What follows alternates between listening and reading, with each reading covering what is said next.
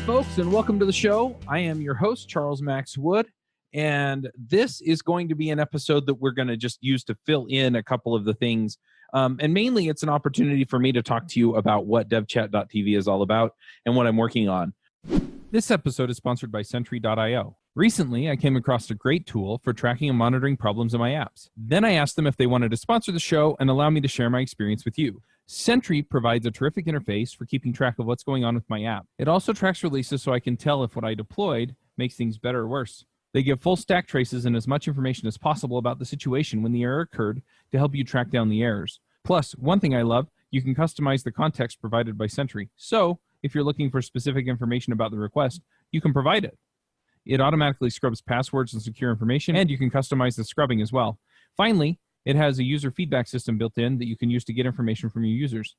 Oh, and I also love that they support open source to the point where they actually open sourced Sentry if you want to self-host it. Use the code devchat at Sentry.io to get 2 months free on Sentry's small plan. That's code devchat at Sentry.io. I want to kind of back up and just talk a few minutes about how I came to the conclusions that I did. And also, I've had a few people ask me to tell my podcasting story, so I'm going to kind of get into that as well.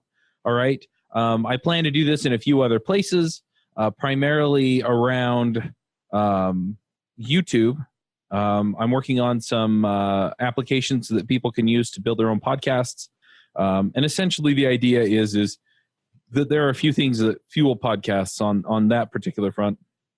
Mainly it's audience and attention, money, through sponsorships or Patreon or whatever, and things like that. And so I'm going to be talking about how to get all that over on some other shows that I'm going to be starting here within the next few months.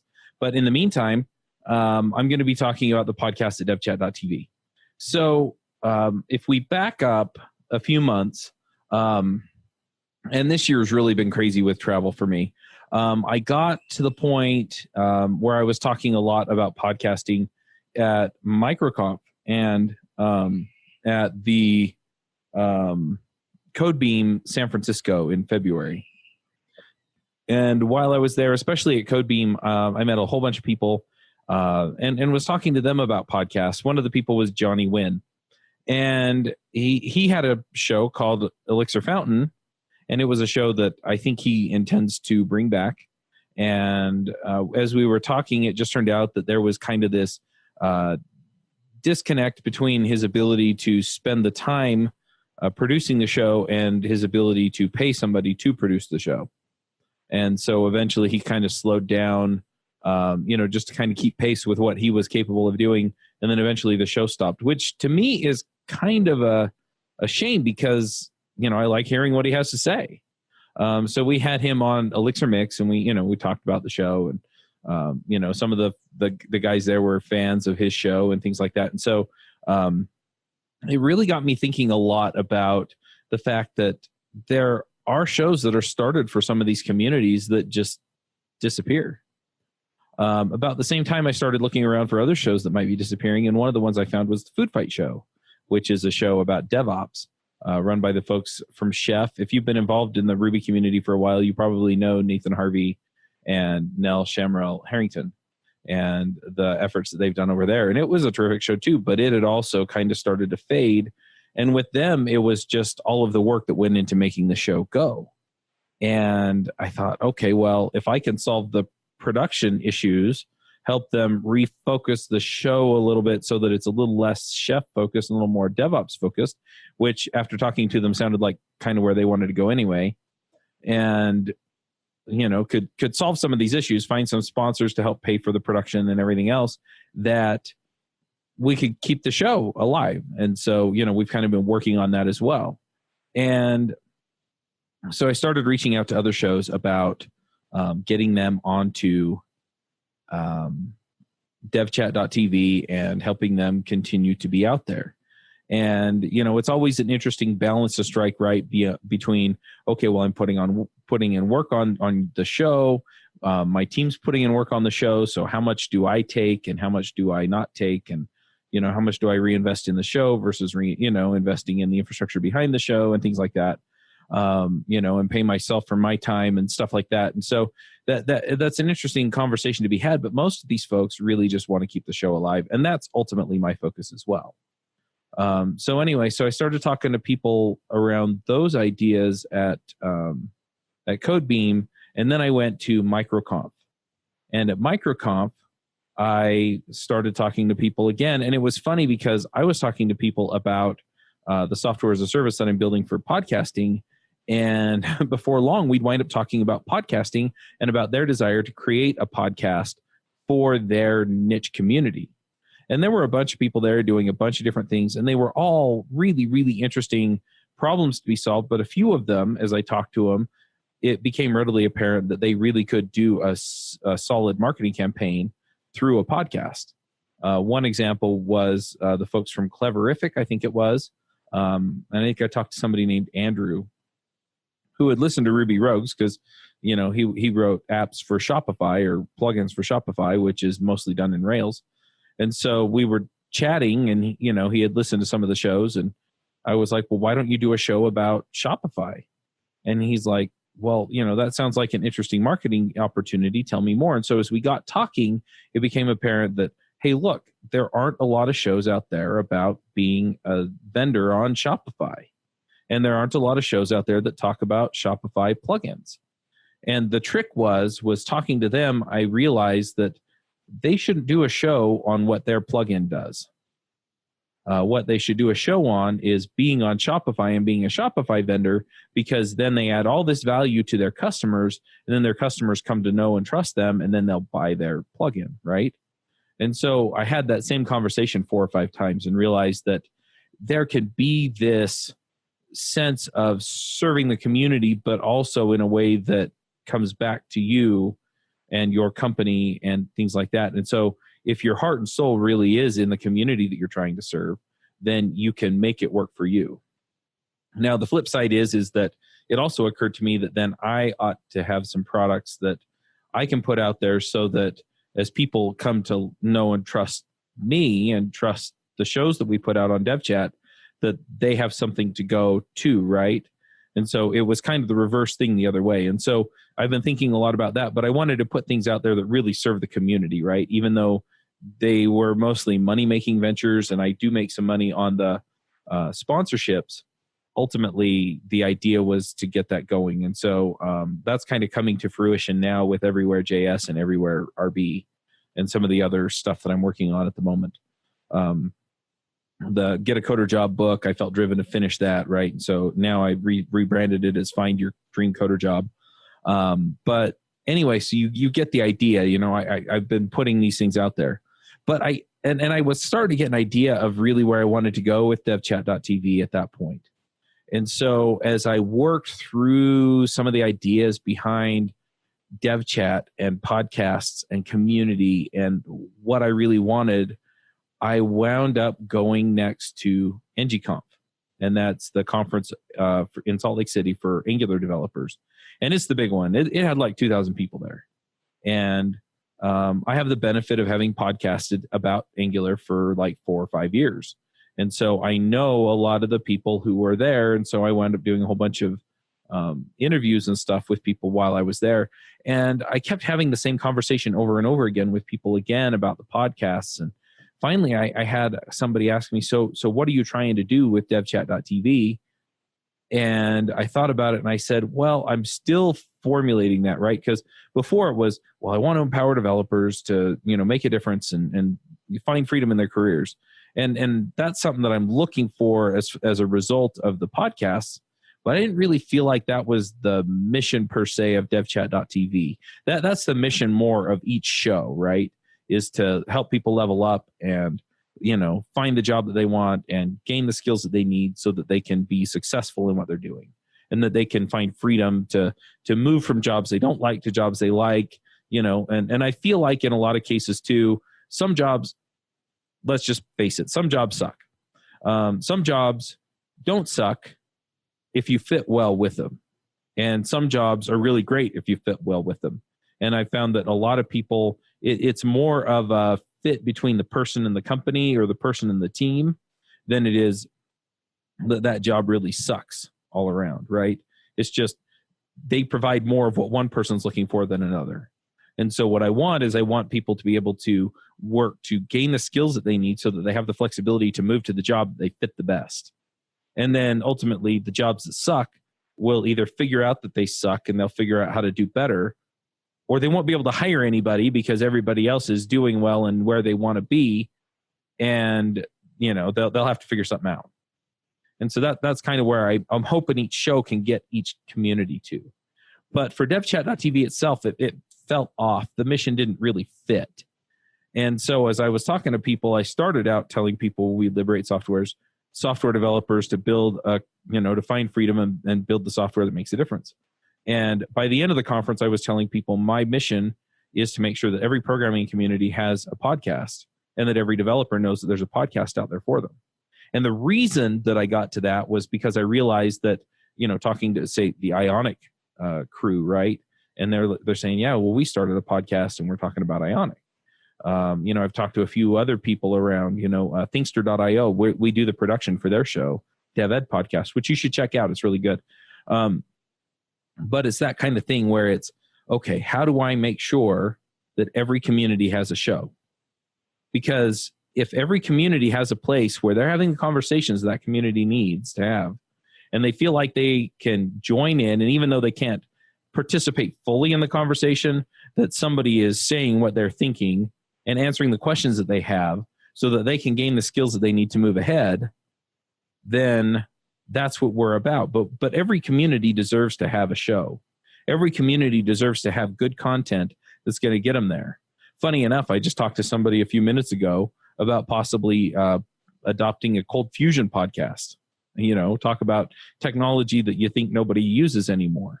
But apparently there are a number of people still out there. And I assume with most technologies, there's always going to be some code out there that somebody wrote that needs to be maintained.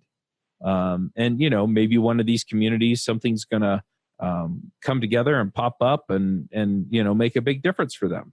Maybe Cold Fusion will come back because somebody invents something over there. I don't know. But ultimately, having these communities out there is something that's really, really important to me.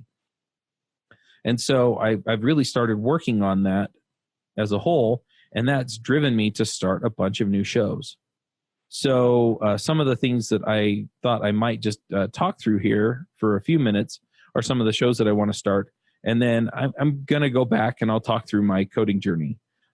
Specifically with Ruby Rogues, I keep getting asked the same thing. I'm probably actually just I may just tell that story instead and just answer that question as part of the podcast community. But we'll see where we end up. Anyway, so interestingly enough, when I started working on new shows, the shows that I wanted to start were some of the up and coming technologies that I feel like are getting close to the verge where one solid breakthrough or one bit of technology that goes mainstream is all they're really waiting on. One of those is AI and machine learning. So in artificial intelligence, we keep hearing about it. More and more people are getting into some of the learning models and, they're learning languages so that they can go work on it and things like that. You keep hearing about, TensorFlow, and I think Microsoft has an AI initiative, and I think AWS is working on, something similar, right? So you can train systems to figure out your stuff, right? And so that kind of machine learning is going on in a lot of places. And again, we have these very specific AIs, but they seem to really, in a lot of ways, intuit their way into ways of solving problems. And so as those algorithms get better or faster, I think eventually we're going to get to the point where a lot of things are going to be driven by AI that we wouldn't even think make sense to do by AI. And what's going to happen is we're going to get to the point where people are seeing it show up. So maybe my toaster has AI in it, right? And so from the way that I push down the little button to put the bread in, it'll know that it's me, and it'll know that I like my toast a certain way, right? So after so many times of me fiddling with it to get the toast just right, it's going to take that feedback enough to know, oh, okay, it needs to be about this doneness, or it needs to cook for about this long, or something, right? It's going to have some value in it for that. All the way up to solving some of these other problems that are hard to put an algorithm around, but can kind of have this, hey, I fed you a whole bunch of data. Now, what about this? And so anyway, I think we're going to see those get faster and better and more intelligent. And so as we kind of work through that and figure that out, I think we're a good few years from that just taking off. And so I wanted to do a show about it. Similarly with IoT, a lot more devices are coming out. I consider also things like the Amazon Echo and some of the features in smartphones to be essentially IoT functions. And so as we get there and it ties back into things like serverless functions and things like that, we're going to see a lot of things change, I think, over the next few years there too. Just from the sense of having these devices that are capable of doing a lot of things. And then as they collect data and we feed it back into the AI systems, right, you kind of get the idea that it'll figure out what kind of patterns and what kinds of things it should be reacting to. And then all of a sudden we have this interactive world that kind of happens around us without us really realizing it. And then the last one that I see kind of up and coming, and I think is probably, 5 years or so out, is virtual reality and augmented reality. And I've been telling people for a while that we already have augmented reality. The problem is that I have to pull my phone out of my pocket to use it, right? So I can interact with the world around me. I can take pictures of things. I can scan QR codes. I can, so right now it's very, very analog. But I think we're going to get to a point where a lot of that really connects and something's going to click and it's all going to happen. And a lot of that's going to be driven by data science. So we do have a data science show that's starting. That show is actually being run by David Richards from Ruby Rogues and his friend Rex Griffiths. And they've already recorded like 3 or 4 episodes. So we're probably going to get those out here within the next week or so if it's not already out. And I'm recording this at tail end of May 2019. So if you're a few months from now, go check it out. It's called Data Therapy. Right now, we're just finalizing the details. We're getting the artwork done. We're getting some intro and outro music. And we're just hammering out the rest of it and figuring out what we want to do. So anyway, I'm super excited about that.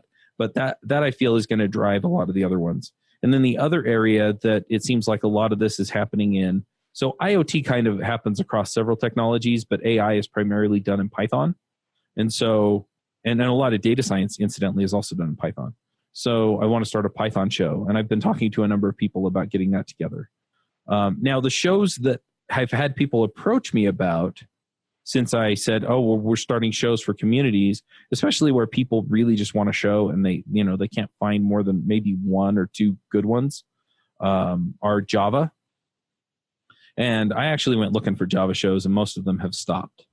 I found a couple shows that were like Java with so-and-so, and it's essentially, hey, I'm a coach or I'm a therapist or I'm a this. And so it's essentially saying coffee with so-and-so, and they're not talking about programming.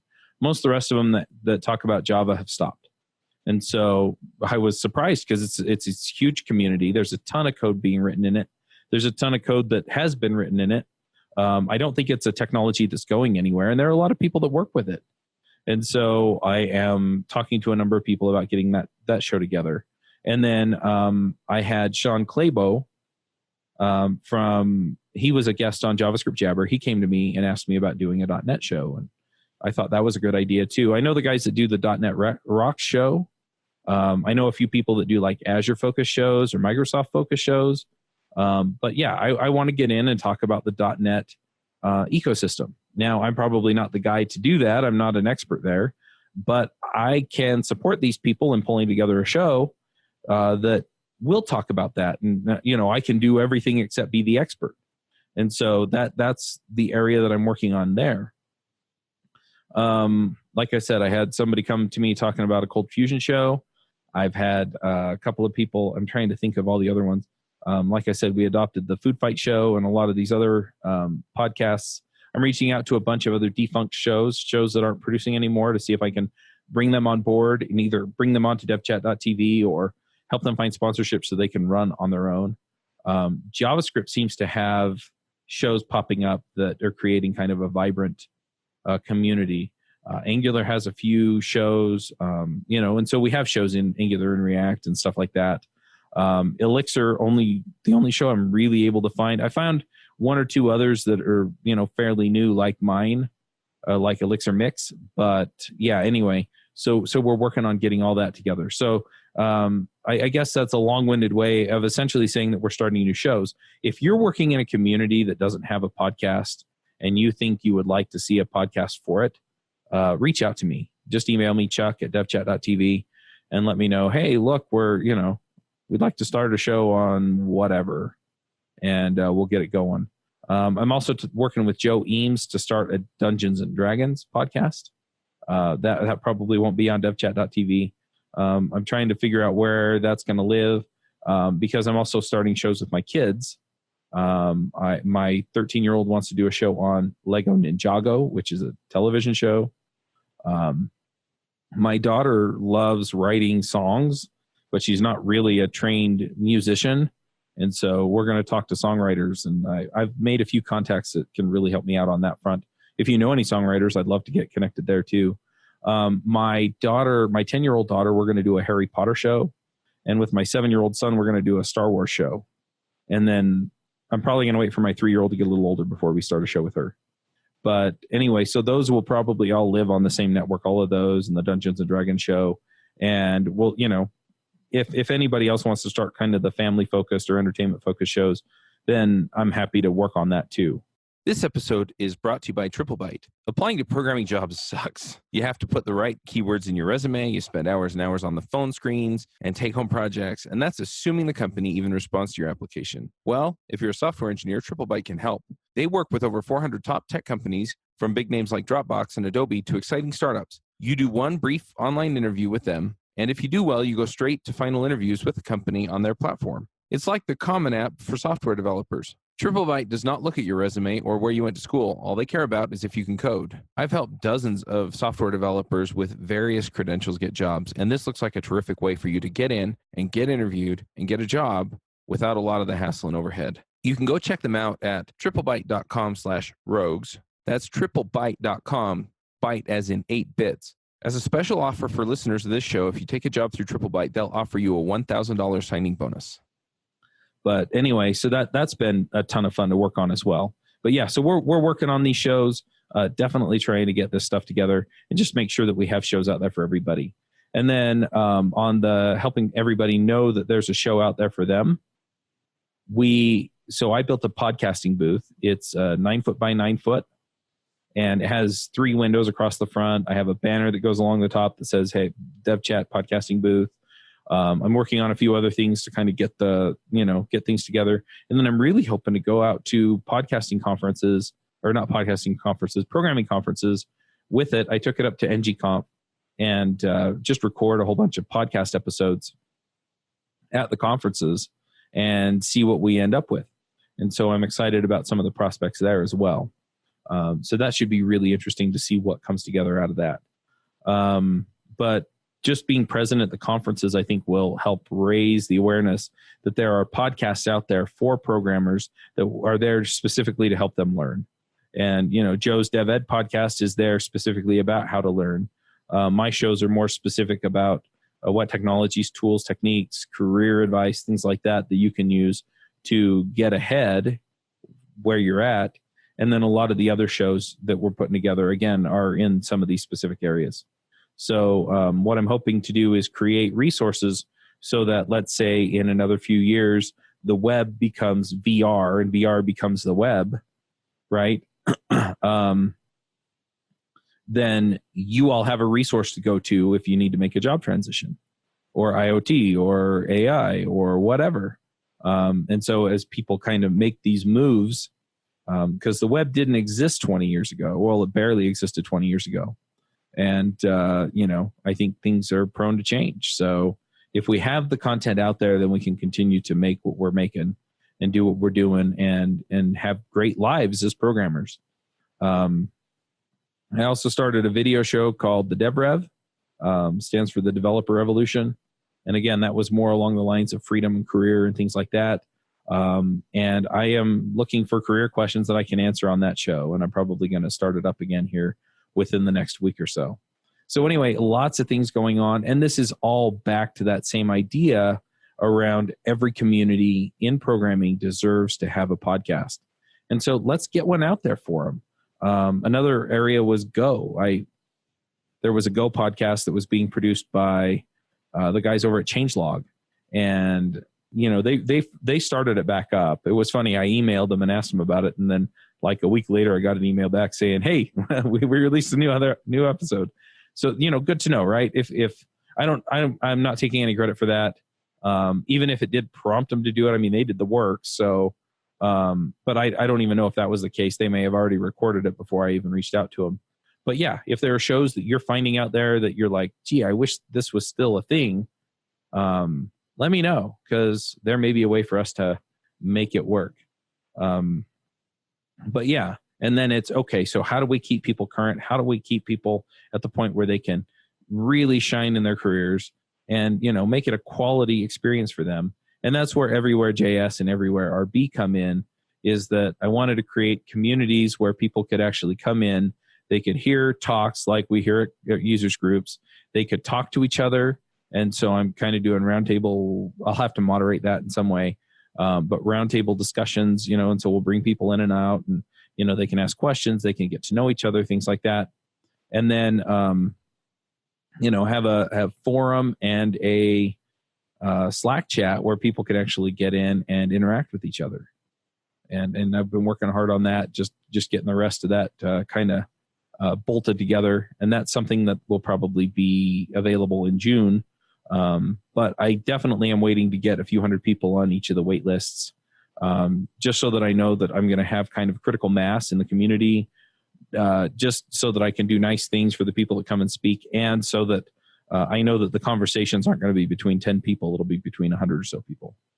So anyway, that's what we're looking for, and that's what we're working on.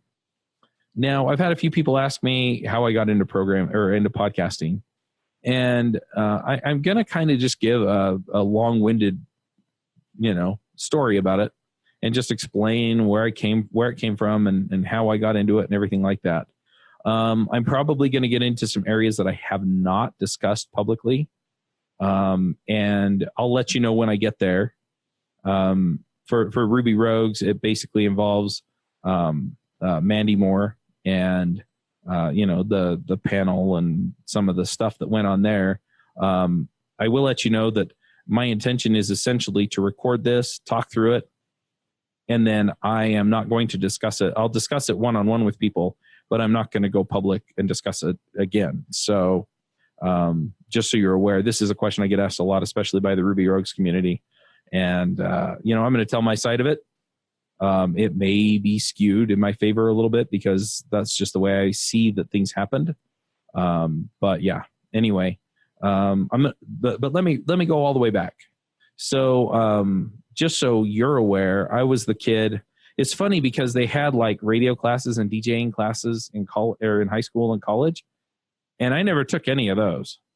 But when I was a kid, I remember I got a tape cassette recorder, and I would record my own shows on cassette tapes when I was like 9 or 10. And smart kid like me, of course, I did it on the stairs where my brothers and sisters would bother me because they were going up the stairs or down the stairs, right? And so I'd yell at them for bugging me in the middle of my show because I wasn't smart enough to go in my room. But I did stuff like that. And I don't know if that had any influence on it at all, but I distinctly remember doing that kind of thing. When I was in high school and college, I thought it would be cool to be a DJ, but like a radio DJ, not like a DJ at the dances and weddings and stuff, but, a DJ on the radio. But I never really, I never really focused much on it after that. I thought I wanted to be a doctor, like a physician doctor in high school. And at the same time, I got into electronics. And so I did a bunch of stuff with electronics. I got my ham radio license in high school. And I've always kind of been bent toward technology that way. My grandpa was a chemical engineer. He worked for Rockwell International in California, which is where my mom grew up. And I remember going over to his house after he had retired. They moved back to Utah. And I remember going over to his house, and he had a little TI computer. And, he was tinkering with stuff and would invent stuff on his own. One of the things he invented was an ellipsometer, which, for those of you who don't know, is a tool for measuring the layers of oxidation on silicon wafers, which is what chips and computers are made out of. And the way that the chips are made is essentially they etch into the oxidated layer on the chip. And, I learned a whole bunch about that when I was in college because I got my degree in computer engineering. At the same time, for computer engineering, of course, I had to take some programming classes. I also worked in their operations center. So initially at BYU, so my degree is in computer engineering from Brigham Young University in Provo, Utah. And so when I worked there, we just would, monitor the servers. We would log in and fix stuff if we needed to. Similarly with all of the network switches, the Cisco switches around campus, if there was a problem with any of those, we typically were the ones that would log in and fix them. Sometimes we would send out technicians. So we would just log a request and the technician would go check it out. And then they'd call us if, they needed diagnostic information off of the switches. That was essentially our job. While I was there, they built a fully fledged data center. It's actually underground between the Talmadge building and the Knight building on BYU campus. And you wouldn't know it walking over the top of it, but it's there. And it was huge. And so, we moved into basically a state-of-the-art operations center while I was working there. After several years, a friend of mine helped me get a job. The same friend that helped me get a job there helped me get a job at doing systems administration work. So when I got down there, I was on the team managing the Windows and NetWare servers, and then moved over to Linux and VMware. There was an internship in the middle of that where I was actually working for a company writing software or writing patents. And I figured out pretty quickly that that wasn't the life for me. That wasn't what I wanted to do. So I went back and they gave me a job back there working on VMware and then eventually on Linux. And I actually wrote a system in Bash that allowed the servers to copy the updates. So we had a license from Red Hat for the servers, and so we'd get updates straight from them. But every server would have to go and rsync the updates down and do all this work one at a time. And so I wrote basically a script that ran on a cron job that would go and one server would pull down the updates, copy them to the other servers, and then there was another cron job that ran all the updates. So we only had to download them once, and it happened on a regular basis and helped us manage all that stuff. So I was kind of into programming at that point, but most of my programming classes were pretty pointless. And for the most part, I thought programming was kind of a joke. And eventually, right before I graduated, I started applying for jobs and got hired at Mozy. And when I was working at Mozy, that's where I really fell in love with programming. And it's also where I first encountered podcasting. So I got hired over there. Incidentally, the CEO of that company, I found out after working there for about 2 months that he was actually my second cousin, that his mom and my mom were cousins. And for whatever reason, we just didn't realize that until I was talking to my grandmother, and she had heard from her sister that, that her grandson had started this company. And it turned out it was the company I was working at. So funny side note, but anyway. So what happened was we started building a system to manage the requests that we were getting in Ruby on Rails. And Ruby on Rails is what they were using for the website of things at Mozy. And so we could get help when we needed it. But for the most part, we were pretty self-sufficient. And initially, a guy named Tom did most of the work, but he eventually transitioned over to the sales team to be their tech support lead guy. So he would hop on the sales calls with them and help answer questions about things once we started getting business and enterprise clients. And so a lot of it fell to me. And so I just continued working on the same project and learned Ruby on Rails while working on that project. And we built that out over about a year and a half.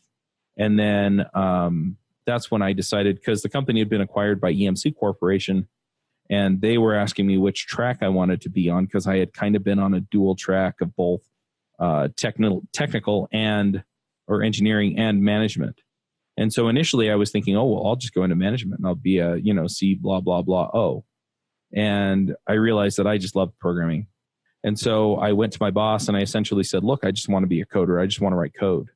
And he said, well, I don't have the clout to move you over to the engineering team, because they had a really high bar and they also had enough pull in the company that they could essentially, turn anyone away they wanted. And their interview process was pretty intense. So I moved over to QA. And I worked in QA for about 6 months before I left Mozy. But while I was in QA, there was another guy there named Don. And Don, he had been commuting down from Ogden, which is an hour and a half north of where the office was. And it was just far enough to where he would actually get an apartment, and he would stay at the apartment all week, and then he would go home on the weekend and see his wife and his son. And so on the long drives and everything, he had bought himself an iPod. And they were the ones with the circle control and an actual spinning disk hard drive in them, and had like 80 gigs on them or something.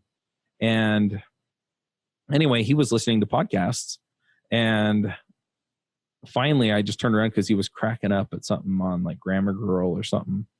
And I said, what are you listening to? What are you laughing at? And so he pulled out his iPod and, played it back for me. And then I'm going, oh, this is cool. Well, I wish I had an iPod so I could listen to podcasts. And he laughed again and helped me get iTunes running on the Mac Mini that was sitting on my desk, because through some form of serendipity, I wound up being the guy that was running the Mac beta for Mozy when they were adding the Mac Mozy, or Mozy for Mac, to the product offering that they had, because before that it only worked on Windows. The client only worked on Windows. I mean, the back end, it didn't care, as long as it got the data. So the machine I was beta testing on was the machine that I was running iTunes on, listening to podcasts. And so I listened to a bunch of different shows, some of the ones that he had been listening to. I think I picked up a couple of NPR shows like Wait, Don't Tell Me, and a few other ones that I enjoyed. And I went and looked for Ruby on Rails podcasts. And it turned out that there was one out there called Rails ND. And Rails ND was run by Greg Pollock. A lot of people know who he is because he started and sold Code School to Pluralsight. And he currently runs Vue Mastery, I think is anyway. But he also runs the official Vue News podcast. So he's still out there doing his thing. And I think his Vue Mastery is the one that he owns. There are a couple of Vue training sites, but I think that one's his. So anyway, I emailed him and I thought, oh, podcasters, they're like movie stars. And, it's crazy because you could do a podcast in your basement. And, I just didn't realize that. So I emailed him and I thought, this guy's probably, got a zillion things going and he'll never email me back. And I heard back the next day. And he said, you should definitely start a podcast. And I emailed him back and I said, well, what do I do? Because I don't want to do the same show you're doing, right? I figured there was only space for one solid Rails news podcast. And he told me to start interviewing people. And so episode 1 of the Rails Coach podcast, which was the show I started back in 2006, 7? No, it was 2008, I think. Anyway, my first interview was Greg Pollock. And then I did an episode. I didn't have a guest, so I just talked about what I was learning about Ruby on Rails and just talked through the principles there. And then the next episode, I interviewed James Edward Gray. And then I, just kind of went back and forth like that, so there'd be an episode or two of me talking about what I was working on, and then an interview or two from, some of the other folks that I was talking to.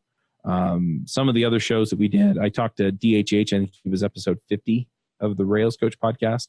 And that was actually an interesting encounter. I was walking through RailsConf, and I saw him sitting there, and I saw there was a seat open next to him. And so I sucked it up, and I walked over, and I sat down, and I was super nervous. And I just introduced myself to him and told him that I loved Rails. And he was gracious. I'm sure he'd heard it a million times. And then I said, I'd really like to get you on my podcast and just talk about Rails and talk about your story. And he agreed. And I was totally dumbfounded. And so I emailed him after the conference, and we worked it out, and he came on the show. And, so that was a highlight. I wound up going up to ApacheCon one year and interviewing a whole bunch of people about open source stuff. We interviewed people about Ladies Learning Code in Toronto on that show. Eventually I renamed it to the Teach Me to Code podcast. And the reason was because about 2 months before I started that show, my friend Eric Berry, who has been on the Ruby Rogues podcast for a while, he's also on the Sustain Our Software podcast that's going to be coming out soon. I think I failed to mention that one earlier.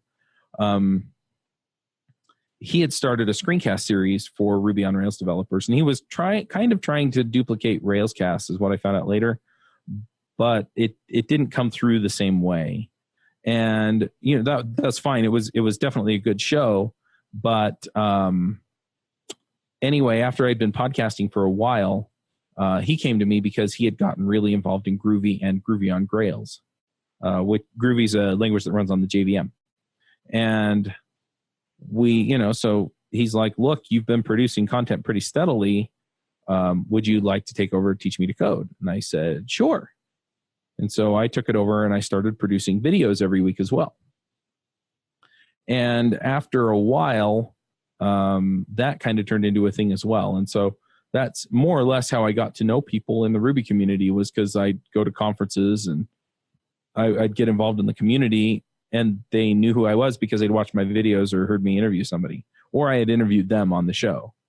And so it was really kind of a cool thing. I think I interviewed Ryan Bates once or twice, who did Railscasts, and a bunch of other people. And I'm pretty sure all that content's still up. I think you can still find it on devchat.tv, I think is where it's at. So anyway, we got all of that stuff together and made it all work. And then in 2011, in April, things were starting to kind of wind down for me with regards to Rails Coach and Teach Me to Code. And I had also gone freelance the year before. I'd gotten laid off from my final full-time job after 6 months. And I won't go into all the details, but essentially they hired a director of marketing that took the company in a direction that he had way more pull than he should have. And he took the company in a direction that made customers start to leave.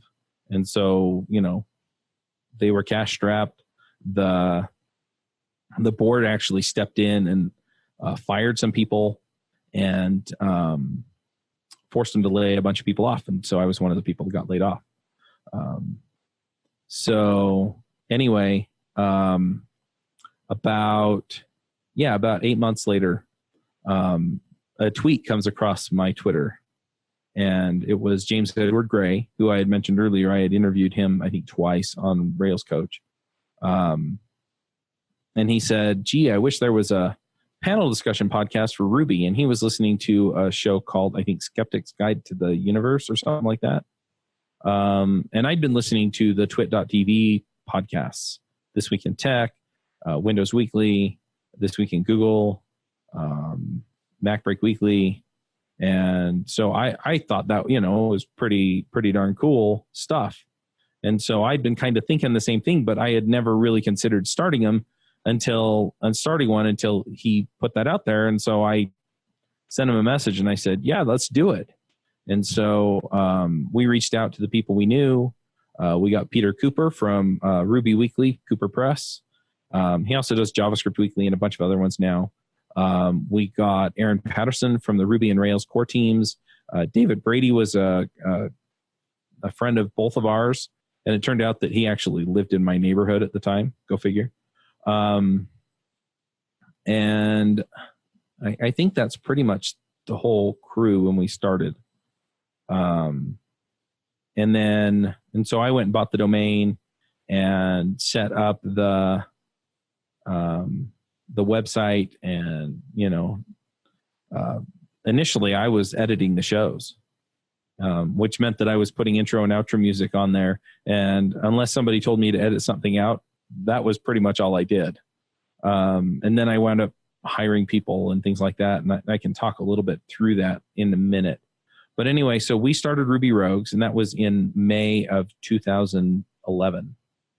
And it was really great. I mean, a lot of people were totally willing to come on and just chat with us about the show and talk about what they were working on in Ruby. So we got people who were building different Ruby distributions.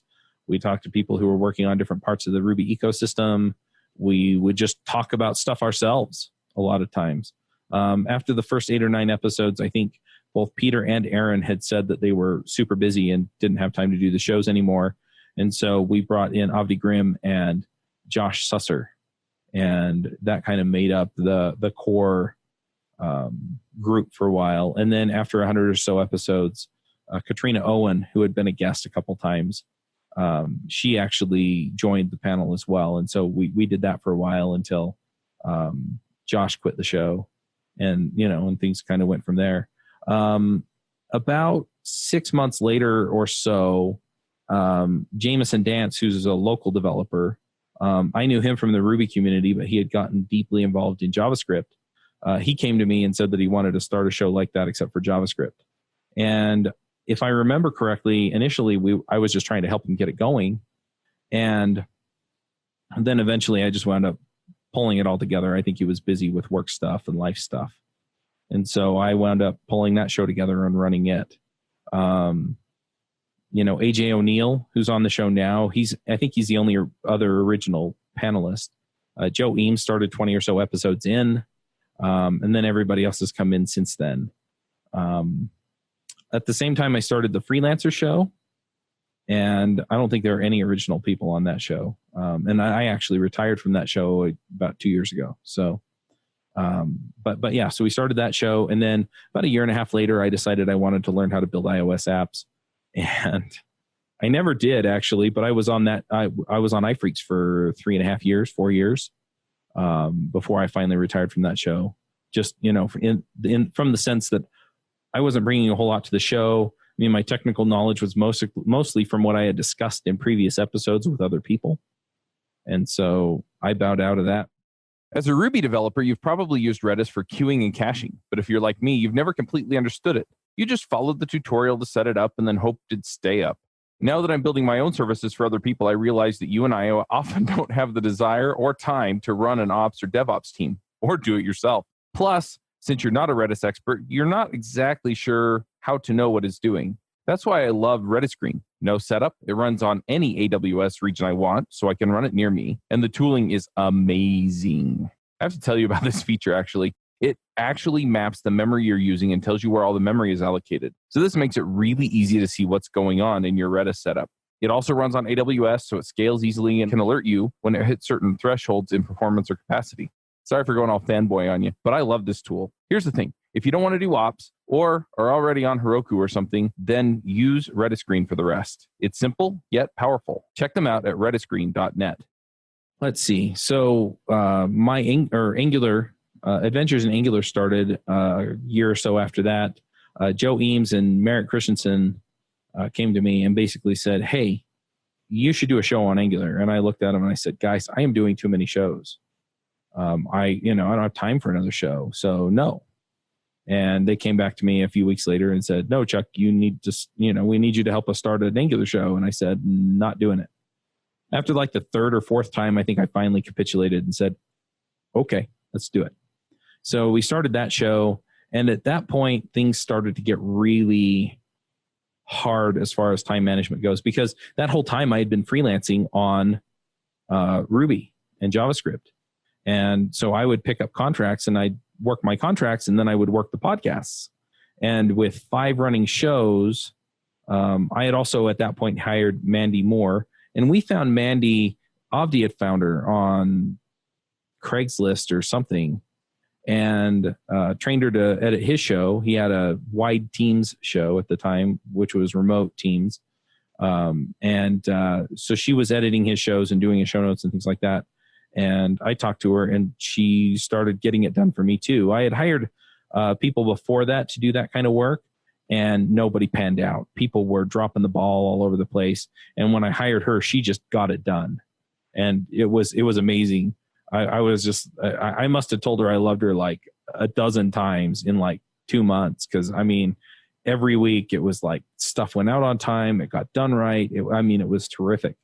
And I think there was some push for me to hire her from the other panelists, especially on Ruby Rogues, because they were tired of shows not being released. In fact, somebody actually put up a website that was time since the last Ruby Rogues episode went out.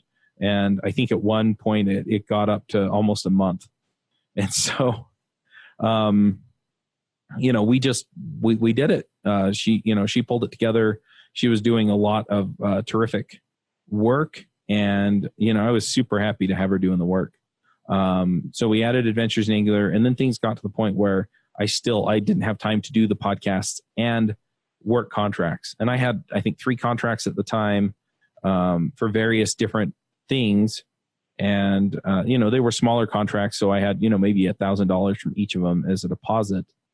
And after 2 or 3 weeks of not being able to get any headway on any of their projects, I just returned the money. And just told them, look, I'm sorry, I'll help you find somebody, but I don't have time. And that was a really actually difficult decision for me to make.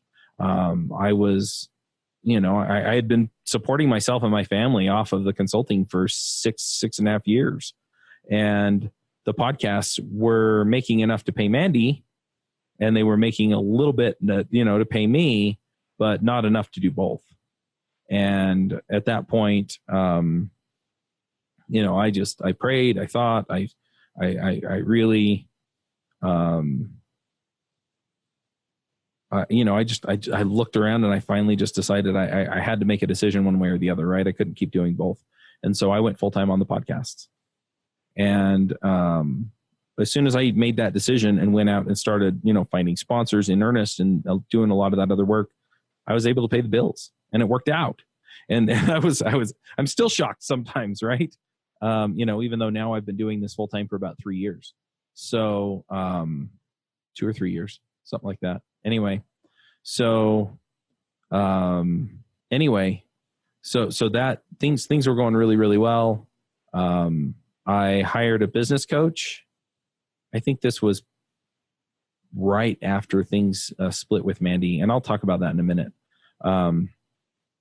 But essentially, she told me, look, because I was out of ad space for JavaScript, Ruby, and Angular. And she said, well, just start another show on each of those. And so I started my Ruby story, my JavaScript story, and my Angular story. And I have to tell you, I really love doing those shows because I just get to talk to people, and I get to talk to people about what makes them, what makes them tick. And a lot of people identify with a lot of the things that people share on there. And so I really, really have enjoyed doing those. But that's how those ones got started. And so those were shows like 7, 8, and 9 on devchat.tv. And devchat started to become an idea sometime after iFreaks. I had been talking to a few of my other podcast friends, and they essentially were telling me, look, you have a podcast network. You just don't have a podcast network. And my friend Tom Allen, who has passed away a couple of years ago. He used to do the podcamps out here in Salt Lake. He had this idea for a Twitter chat called devchat, and he never did anything with it. And so I essentially co-opted the name, made it into a podcast network. And if he wanted to do a Twitter chat called devchat, I was totally cool with that. But it never really came to be. And so anyway, so we pulled things together, and eventually I put it all on one website. And I built my own website in Ruby on Rails. I built my admin system in Ruby on Rails. I had a sponsorship management system that I built in Ruby on Rails. And all in all, it turned out to be kind of a dumb decision because it was a ton of work, and what eventually made me switch back to WordPress. So initially they were all on their own WordPress setups.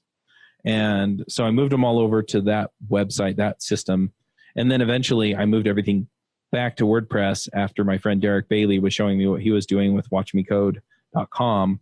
And within like 2 days, I had almost feature parity with the devchat.tv system that I had built. And so anyway, it just turned out to be a good move, and it simplified a lot of things for me because I didn't have to maintain all this code. And, I paid a good deal of money to a developer to help me build it. But, in the end, it just turned out to not really be the right way to do it. Even though the developer was doing a good job and, it worked, it just wasn't ideal. So, so back to WordPress, that's where we wound up going. Incidentally, it's funny because now I'm actually working on a static site generator type thing. And that has simplified things further. That's been a good deal of work, though, to actually set up. But once it's done, then adding features to it is just updating the HTML templates and then relaunching it, basically. And adding new episodes to it is just a matter of adding a markdown file to it. So I have a few other things I need to figure out on it, but for the most part, that's where things are. So anyway, just kind of an interesting side note on that. But anyway, so we moved everything back to WordPress. Now we're moving on to that. Incidentally, if you go to devchat.tv and it is the new website setup and you find a problem with it, you can actually submit a pull request to it now. That's the other reason why I switched it over, is you can submit a pull request and it'll fix whatever's going on with it. So, or if there's a typo in one of the show notes or, anything like that, that's kind of what we're looking at. So, anyway, I'm pretty excited about that. Where was I at? So anyway, so that's kind of where things ended up with a lot of that stuff. I want to back up and talk a little bit about the situation with Ruby Rogues and with Mandy. Both happened around the same time. They were kind of related, I guess. But anyway, I'm just going to explain things from my point of view. I know that there was a big Twitter stream that people posted at the time, which was like 2 years ago. And at the time, I didn't say anything, and I want to address this as well. At the time, I didn't respond to any of it. And the reason was primarily that I had seen incidents go down at different conferences and with different online communities where people didn't see eye to eye on a particular issue. And in some cases, it was clear who had been in the wrong. But what wound up happening was that people wound up taking sides, and then there was a ton of blowback both directions, and it just turned into this big fight, and it got really ugly. And I didn't want to be in the middle of any of that. And so I was more or less content to let them say their piece. And my response was essentially, if you really want to know my side of things, email me, we'll set up a time to talk, and then we'll just talk. And essentially it was off the record. But anyway, so the two kind of happened at the same time. And I'm going to go into some things. I got a lot of blowback about talking about what happened with Mandy publicly before. But I think it's kind of critical to understanding, at least to some degree, what actually happened. So we were looking at in March or April of that year, and I think it was like 2016. I want to say. I can go back and check, but I really don't care. But yeah, it was March or April. We started having discussions because things were getting to the point where I wanted her to, and I also want to preface this by saying that I have learned a ton about communicating clearly about what I want. And I think a lot of this just stemmed from my inability to clearly communicate to her what I wanted. And I never really had a problem with her as far as her performance went. It was more just that we didn't see eye to eye on the vision of things. So we were looking at things, and I was talking to her about potentially building out a team so that she could focus on a lot of the things that I saw that were more valuable than some of the things that she was spending her time on. And initially, when we talked through it, she was talking about building out a team for her own company, and then she would essentially just, provide services to mine, right? And so my team would essentially be her team. And initially, I agreed to that. And then I realized that that really didn't fit with where I wanted to go as much as that I wanted to have people on my team, right? I wanted it to be my team, and I wanted her to run it. And the more that I thought about it, the more that I talked to people about it, the more I kind of came to that conclusion. And I think she felt like I went back on my word there some, and she's probably justified in thinking that.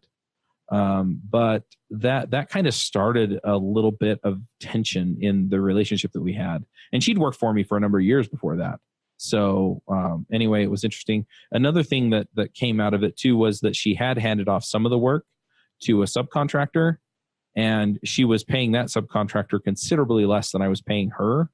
And I told her this. I didn't feel like it was fair for me to be paying that much more for work done by somebody who was doing it for that much less, unless she could guarantee the quality and stuff. And, and I wasn't convinced that she could. So that all said, that caused some issues there. So we kind of had some back and forth. And at the same time, I was, and I still am, part of a show called Entreprogrammers. And Entreprogrammers is a show where we get on, it's a mastermind group, and we just get on and we talk about everything. And, there are some areas that we hold back on, but for the most part, especially then, well, we were very clear that we'd talk about anything, right? There were no holds barred. We wouldn't hide anything. And so we would talk through it. And so I discussed some of the tension that we were having, between she and I. And she became extremely, so let me back up. So she became frustrated about the response that I got on the show. And this is where, and I've talked to a few people since then who kind of went back and looked through it, and they're like, look, I see where you're coming from, and I see where she's coming from. I haven't gone back and looked through it because it just hasn't been worth it. I don't care so much about being right.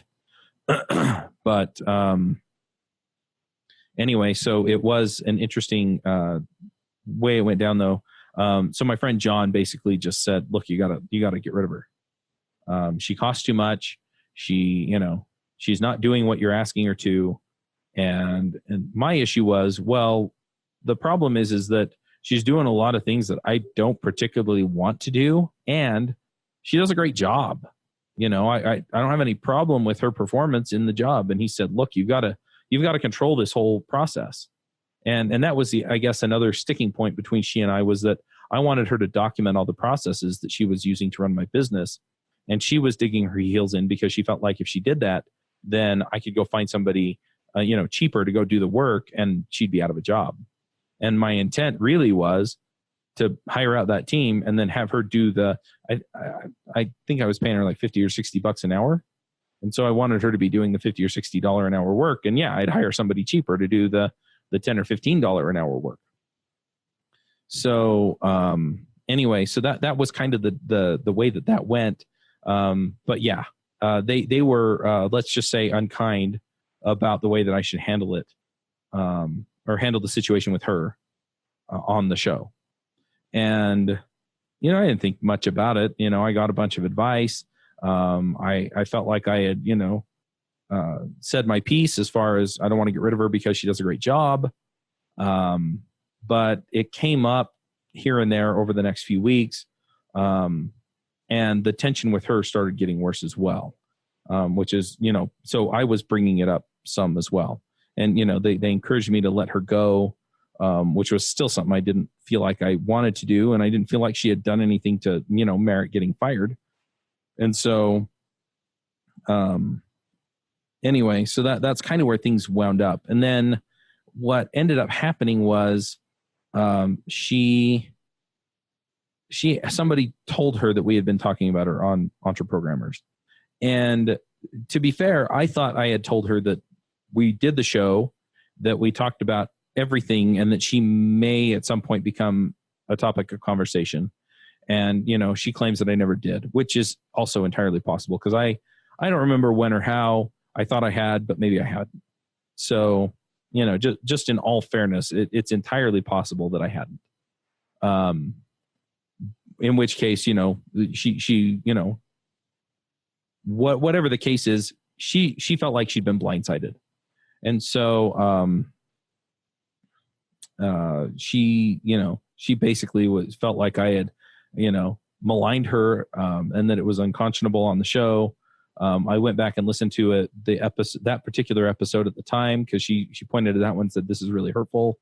And I'm listening and I'm going, okay, yeah, what John's saying isn't very nice. And, what some of the other guys are saying, is in line with what John's saying. It's just sounds nicer. But every time I chime in, I'm telling them what a good job she does. And so I felt like, I hadn't stepped out of line, and, somebody finally stepped in and said, you shouldn't have talked about it publicly. And that's probably true. That's probably true.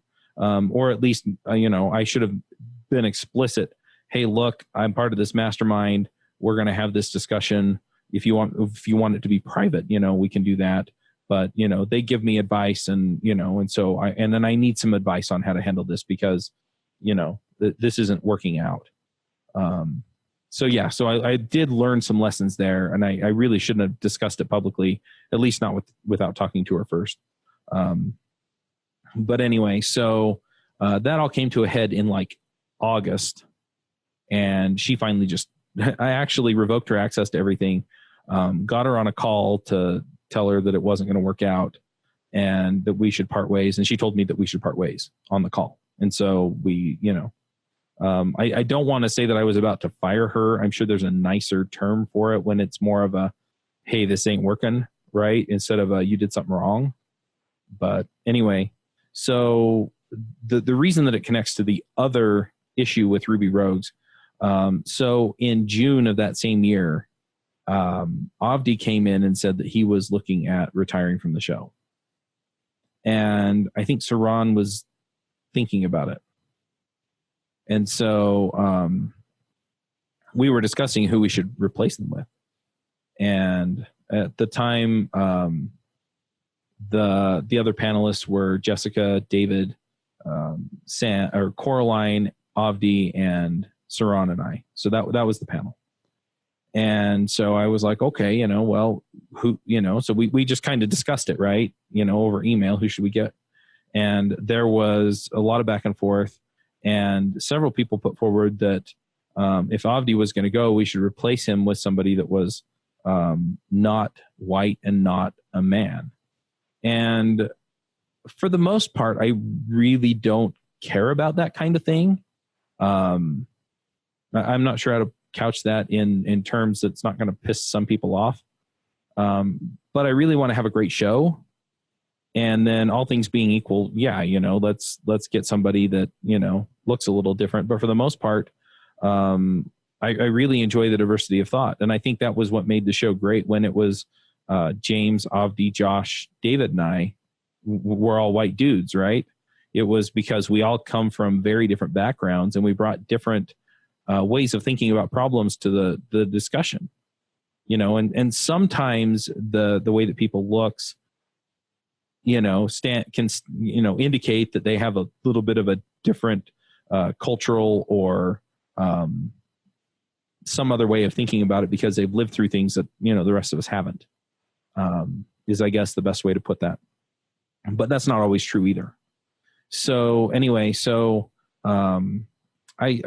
said, look, as long as it's a great show, that's fine. But they didn't bring any names up. And so I brought up a couple of people that had either been co-hosts on other shows that, were Ruby experts and, or past guests or things like that. And, they nixed every one of them.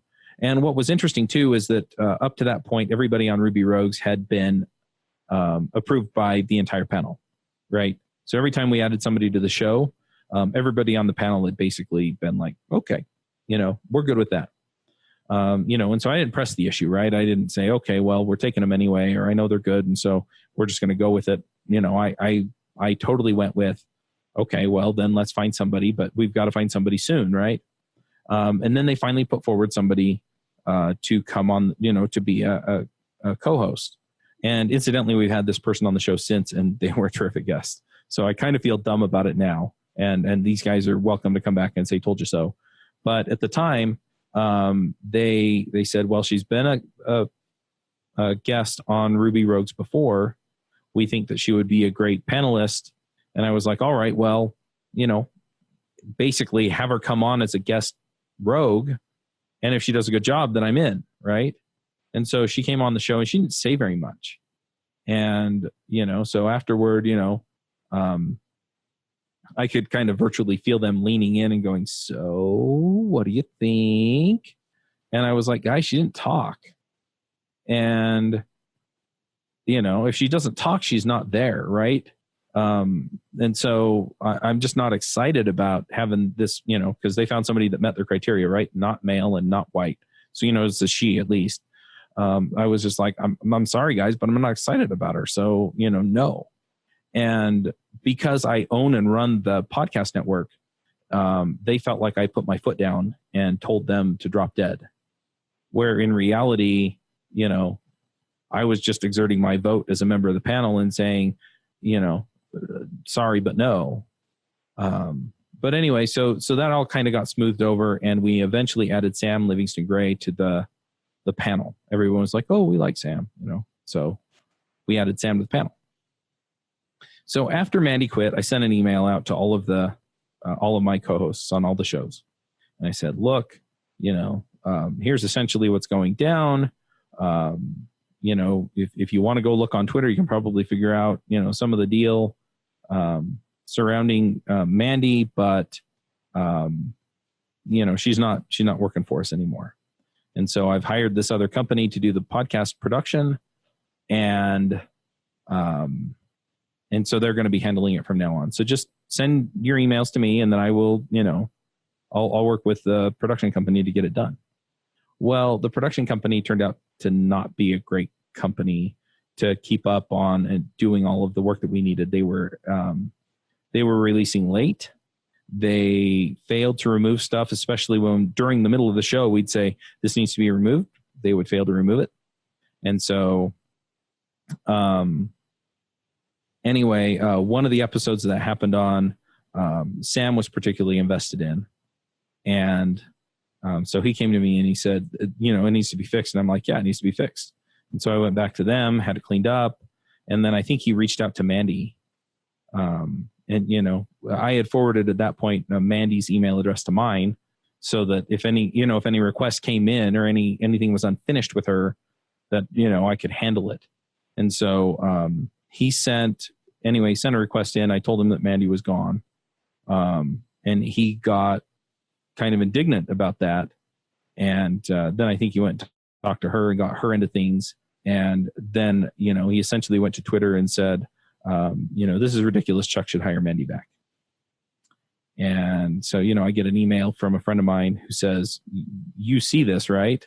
And so I went and saw it, and I sent an email to Sam, and I said, Sam, that's not appropriate. You need to take it down. If you have a problem with the decision that I made, let's talk. But, starting a Twitter fight over this is not, is not appropriate. And he stuck by his guns. And so I said, fine. But if we're going to have a Twitter fight, then you're not going to be a panelist on Ruby Rogues. And that's when I actually did, as producer of the show, say, I'm making a call. So I kicked him off. I kicked him off the show. I got an email not too long after that from Coraline saying, you need to stop making unilateral decisions. And I was done at that point. I mean, he went after me on Twitter, and so I kicked him off the show. And then I heard from her a little bit later saying that she was quitting the show too. And then a couple days after that, I got emails from Jessica and David also saying that they were quitting the show. So, that's pretty much where things came down. And then they wound up starting a show called Greater Than Code, which I think is still running. I haven't really paid a whole lot of attention, so I don't know for sure. But anyway, so they went off and started their own show. I think Saran kind of felt caught in the middle of it, and she really didn't get involved. So I, I don't blame her for, making any decisions she made. I know she didn't go join them, and she didn't stay on Ruby Rogue. So I think she was just trying not to get caught up in the middle of it. But anyway, so all of a sudden I was the only Rogue standing. So so I did the show with Noel Rappin. I think we talked about his money book. Started reaching out to people, and we pulled together a new Rogues panel.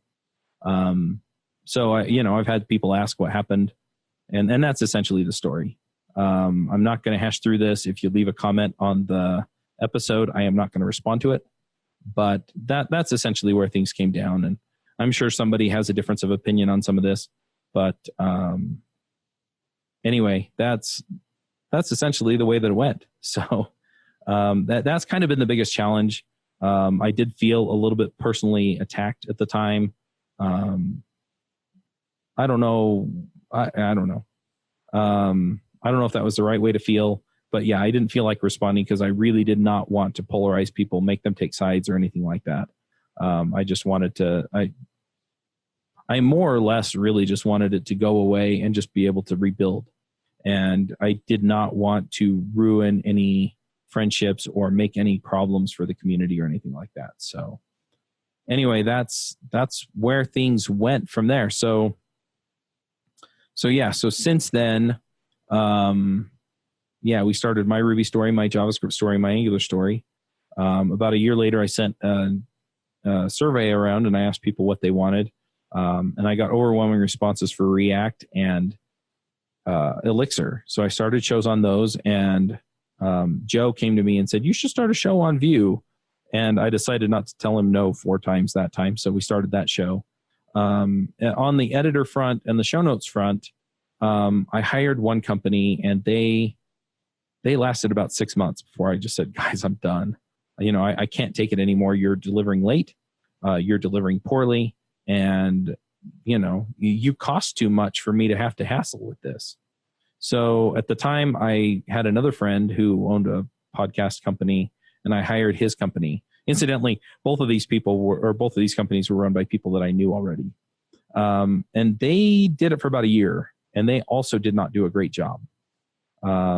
So then I hired the editor for the Entre Programmer show, and he did it. It was kind of hit or miss for a while. He was delivering late as well, but he was doing much better job than the other editors were. And so eventually we got to the point where we were delivering on time, right? We were getting the shows out on time. And my issue was that I wanted to be a week or two ahead on the edits because, I was a little bit leery about getting them out late. And anyway, I also in that time hired, sorry, I blanked. At that time, I also hired Michelle, who is our podcast production manager at this point. And she's the one that lines up a lot of our guests and does a lot of that work. And anyway, so in December, I just finally had enough with that editor, and I let him know. I mean, he did a terrific job, and I think we had just kind of overwhelmed him. But yeah, he was always proud of himself for getting stuff out on time. And I always felt like, well, that's your job, be proud of yourself for getting us ahead. Like I've asked you like 4 or 5 times. So anyway, so that kind of, we parted ways, and I wound up hiring a couple of other editors, and those guys have been working for me since January, and they have been awesome. They have gotten everything out on time. They've actually gotten ahead a few times, and that's worked out well. But since there are 2 of them too, they can also cover each other. So if we have shows that are recording one week and releasing the next, one can get covered because the other guy is there to do it. And that has worked out tremendously well. And then I've hired a number of people to help write the show notes and schedule the releases and things like that. And at this point, at this point, Michelle runs most of those teams. So, or most of that team. So I mostly just work with the hosts, work with the sponsors, and then just kind of check in to make sure that everything's going out on time. And, things have worked out super well that way. I credit a lot of that just to, so I signed up for another coach this last year, and his name's Scott Beebe, and you can check him out at businessonpurpose.com. But he helped me get a lot of it systemized to the point where, a lot of it just kind of happens automatically. And I think that was a lot of the problem that occurred with the other folks that I had working for me before. And he's also helped me learn how to communicate better with my teams, which is, I think, what boiled down to a lot of the issues with Mandy and with some of these other folks. I essentially am admitting that I'm taking responsibility for this, because in a lot of ways it really boiled down to, my failings and my not understanding how a business is supposed to run, and not understanding how to make it sustainable. So anyway, it's all worked out to this point. And so, now we're working toward making sure that there are shows out there for every programming community and doing our best to support the open source community. So anyway, that's probably way more than you bargained for. I'm sure that there are people who still have feelings about some of the stuff with Ruby Rogues and Mandy in particular. But overall, I've been asked a bunch about it. I wanted to put something out there so I could just say, hey, go, this is essentially the thing, right? And then you kind of have a definitive place to go and kind of get my take on things. And then, if you really care, you can go check out some of the other stuff too. But that's more or less my story to this point. My main focuses at this point are getting these new podcasts started, getting the podcasting systems even more streamlined, and then just nailing it for as many communities as we can. So if there's a community out there, like I said, that you want a podcast to be out there for, let me know, and we'll see what we can do to get it going. Incidentally, a lot of the times when somebody says, hey, I wish there was a podcast about such and such a topic, I wind up asking them if they want to be a panelist. So if you want to be on a podcast, that's also a good way to do it. So that's kind of the long-winded explanation of how things went, and my journey into podcasting. There have been a few other bumps along the way, some things that weren't as public that I'm not going to go into. But for the most part, that's kind of how things have gone, and that's been my journey. And you're not doing it right if you don't screw it up a few times, right? So anyway, that's what we're doing. And I'm going to wrap this up, and I will catch you all next week. All right. So this is actually a separate recording from what you've listened to so far. I recorded that episode last week, and I realized that I hadn't covered everything that I wanted. So I'm just going to jump in here for a few more minutes and just talk through some of the stuff that I've just kind of been thinking about. So I talked through some of the things that were not fun to go through with the podcasts. I talked through some of the things that were a little bit controversial when other people were involved. They had different opinions. I kind of talked through some of the things that I messed up. And I realized that, I didn't really want to talk about it to get the story straight. I didn't really want to talk about it necessarily because people had questions about it. That was part of it. But what I really wanted to do is I just wanted to highlight some of the lessons in it, right? And one of the things is just that running a business is freaking hard, right?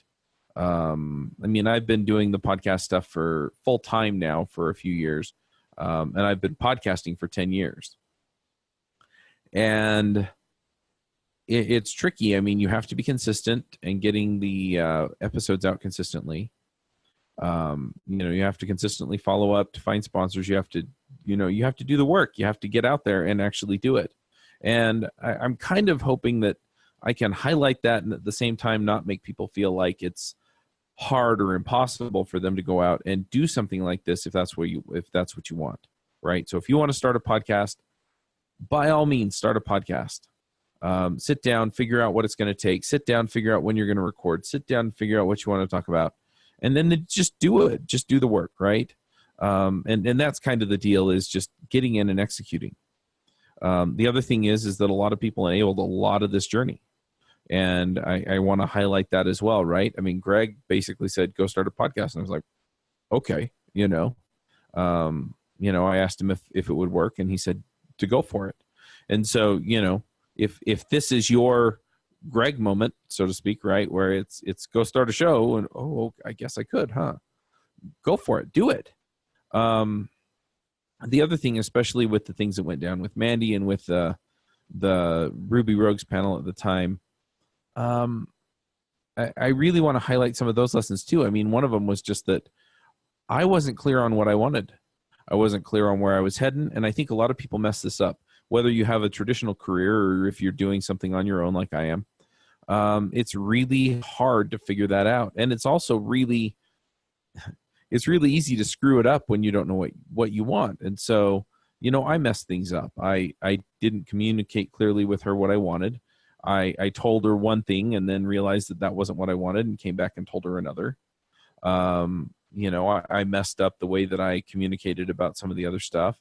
I shouldn't have talked about the situation with Mandy in public. The Ruby Rogues thing, some of that was my fault. Some of that I feel like was their fault. But ultimately at the same time, right, it was, I wasn't clear on what I wanted from my co-hosts, right? And I wasn't clear who I wanted as co-hosts. And so I got some people in who had an agenda that was very different from mine. And I'm not saying that they were wrong. I'm just saying that they weren't a good fit for where I wanted to go. And eventually that was what caused things to come apart. And so again, it was just, and this is the point I want to drive home, right, is that you have to be clear on what you want. You have to be clear on what you want. You have to be willing to go out and do the work, and you have to be able to admit when you screw things up. And yeah, it's those are hard lessons to learn. Hopefully you can learn them just by listening to me instead of going and screwing stuff up. But ultimately, that was what I wanted to put out there. And I realized that after I had recorded it, I wanted to come back and just say, hey, folks, look, none of it's permanent, right? I found new co-hosts for Ruby Rogues. I really like these folks, right? I've got co-hosts that I've been recording with for 7.5 years, right, on JavaScript Jabber. There are a lot of good things out there, and you can't let the things that don't work out, knock you down. And if they do, get back up. And you also have to be willing to do the work. And one other thing is that, the podcast thing, like I said, I've been doing this for 10 years. And yeah, the situation today is different enough to where you can probably gain traction much more quickly than we did, 10 years ago or 8 years ago with Ruby Rogues. But the flip side of it is that you still have to do the work, because if it's easier for you to come in, it's easier for everybody else to come in. And so you've got to go in there and you've got to stick it out, and you've got to do the things that other people aren't willing to do. And if you can do that, then you can make the difference everywhere else. And that's one thing that I'm seeing now, where we're starting all of these new shows and we're making all of this progress with everything that we're working on, is that, again, right, we're doing a lot of things that a lot of other people aren't willing to do. And in some cases, we're actually taking over and rebooting or rebranding shows, right? And so we're adopting the RSS feed with the existing listeners, or we're helping them revitalize the show and find sponsors and things like that. But those are all things that those people really weren't willing to figure out how to do, because, and some people are going to, well, they just didn't know how, or that, they didn't have the connections you did. But the thing is I went out and did the work to get it. Right? I went out and did the work to meet people. I go to conferences and I go walk through the entire expo floor and I talk to people and find out who they are, find out what they're about, see if they're a fit for our shows and all of those things, right? I reach out to people I don't even know, and I'm like, hey, we're trying to pull together a show about this thing. Are you interested? Right? And people aren't willing to go out on a limb sometimes. Some people are, and sometimes it doesn't work out, and I acknowledge that. But the thing is you still have to go do the work. You still have to go out and you have to get a bazillion no's before you get the one or two yeses that are going to make the difference. And so, I got kicked in the teeth on the Ruby Rogues thing, and I went and found new people. I got kicked in the teeth for screwing up with Mandy. And guess what?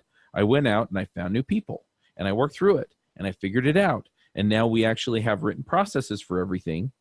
My people know exactly what to do. We communicate really well online. I mean, we had a team meeting this morning where my team actually got on and said, hey, we have these problems, one of which I was aware of, a couple of which I wasn't. And by the end of the call, we knew what we were going to do and who was going to do it. And the only part of it I was really involved in was saying, okay, who's going to do this, right? The rest of it was all them solving these problems. Oh, we've had some hiccups with this. I think we should do this to fix it. Okay, let's try it. We'll try it for 2 or 3 weeks. And then if it causes other problems, then we can evaluate it. And if it doesn't, then it works. But, I had to go do the work. I had to go gut it out. I had to spend hours and hours and hours and hours and hours after when most people go home from work to make this go. And so the whole point is that, yes, it's an interesting journey. Yes, it's an interesting story. Yes, I did a whole bunch of stuff, that I probably didn't need to do. And yeah, I screwed a bunch of stuff up, but I didn't quit. And I went out and I did the dang work.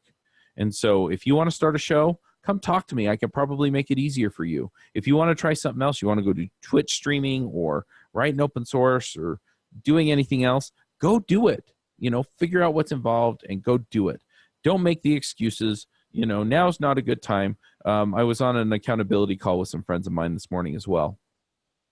And the one guy, he basically said, well, I haven't started running because it's not a good time. And one of the other guys called him out and he said, you said that it wasn't a good time before because it was Easter.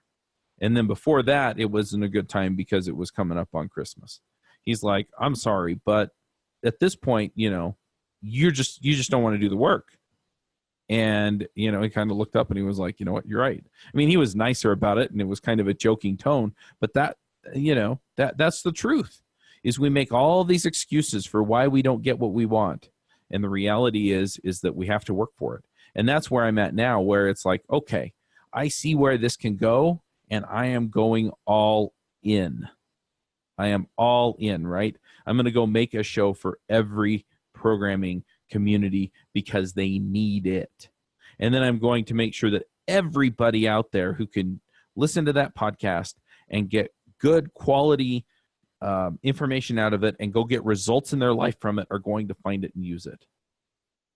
And that's where we end up. And that's what I'm working on. And that's what gets me fired up, is that I know that I can go out there and I can knock it out of the park and I can make a difference. And bonus, I can make a living doing it. So if you're listening to this and I can inspire you to go out and do something a little bit different, a little bit better, go try something new.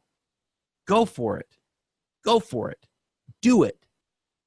I can't express well enough on this call how much that has made a difference for me. Is just going out and doing it, just doing it.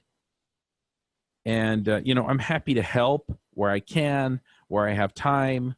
I'm happy to jump on a 15-minute call with just about anybody, right? And so if you have a question and I can answer it in 10 or 15 minutes, let's do it. If you need more in-depth coaching, we can probably figure that out too. But ultimately, let's just go out there and let's solve this. Let's make a difference. We have a skill as software developers to where we can write software that will make just about anything easier to think about, reason about, handle, model, whatever. So go make a difference that way. If the way you want to make a difference is blogging, if the way you want to make a difference is podcasting or video or something else, go do it. Go see what somebody else is doing and do it. I have my friend John Sonmez. He ran simpleprogrammer.com, which was a blog that he primarily was writing on for a long time. And then he had a Simple Programmer YouTube channel that started to get really big.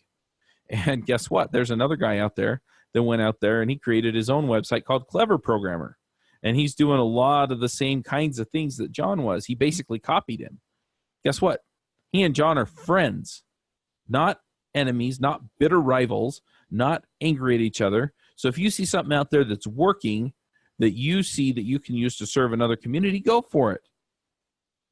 But whatever it is, if I can inspire you to go out and take that next step, do that thing that matters to you. Make that difference, then go do it.